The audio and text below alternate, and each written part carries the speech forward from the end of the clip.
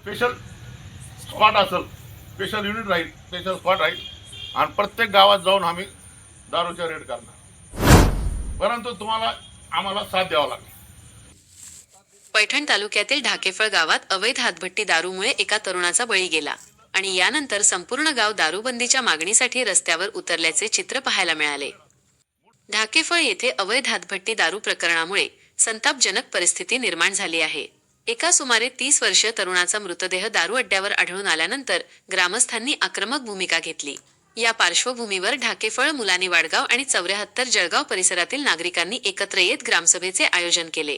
अवैध दारू विक्री आणि सेवनामुळे होणाऱ्या त्रासाला कंटाळून ग्रामस्थांनी थेट दारूबंदीची मागणी केली. या ग्रामसभेला बिडकीन पोलीस ठाण्याचे फौजदार मनजितसिंग सेना, बीट जमादार योगेश नाडे आणि हेड कॉन्स्टेबल अमोल मगर उपस्थित होते. त्यांनी ग्रामस्थांचे सहकार्य मिळाल्यास अवैध दारू पूर्णपणे बंद करण्यासाठी कारवाई केली जाईल असे आश्वासन दिले.